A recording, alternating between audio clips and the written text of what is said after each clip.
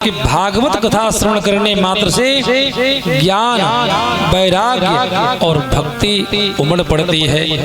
एक बात बताइए प्रभु, इस कथा को श्रवण करने के बाद क्या ज्ञान, वैराग्य, भक्ति ही पुष्ट होते हैं या पापियों के पाप का भी प्रक्षालन होता है? चारों भैया कहते हैं, अरे नारद जी महाराज, हम तो कहते हैं जो जन्म से पापरत हो, पाप के सिवाय दूसरा कर्म ही ना किया हो, उसकी अकाल मृत्यु हो जाए। अकाल मृत्यु होने के बाद वह प्रेत योनि को प्राप्त हो जाए। ऐसे जातक के नाम से भी संकल्प लेकर के कथा श्रवण करा दिया जाए तो वह भी शुद्ध बुद्ध मुक्त हो जाता है। नारद जी मुस्कुराने लगते, महाराज बोले भैया,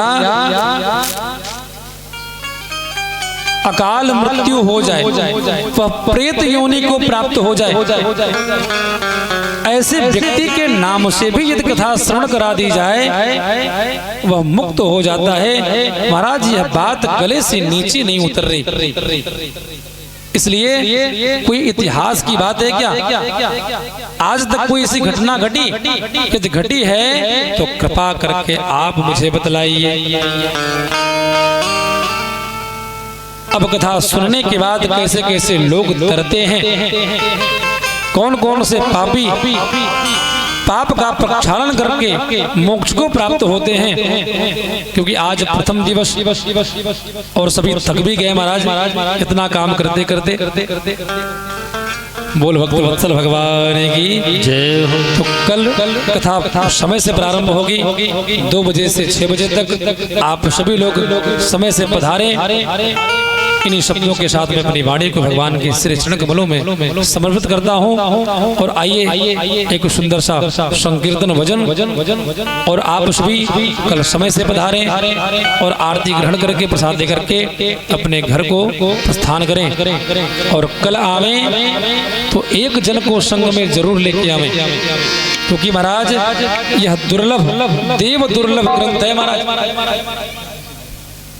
देवता भी तरसते हैं।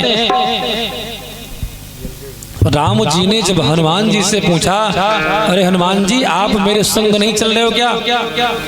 हनुमान जी ने निवेदन किया, प्रभु एक बात बताइए, जहां आप मुझे लेकर के चल रहे हैं क्या आपकी कथा सुनने को मिलेगा?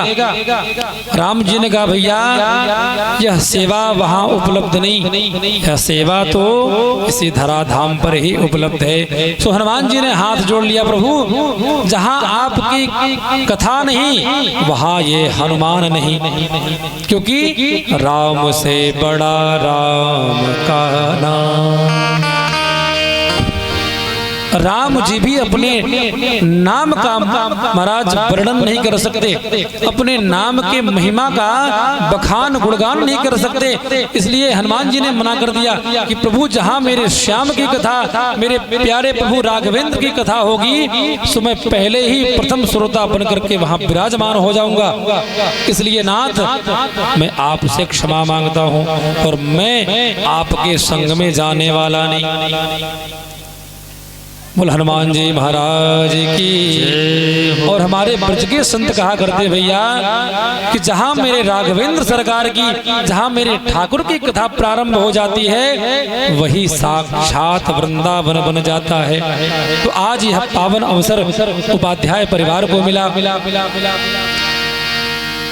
कि पावन पवित्र स्थान को महाराज ब्रजमंडल के स्वरूप में परिणत कर दिया और भागवत भगवान को धारण करके वह तो महाराज पुनात हो ही रहे हैं, पवित्र हो ही रहे हैं और अपने संग में न जाने कितने को भी पवित्र कर रहे हैं। बोल भक्त वत्सल भगवान की।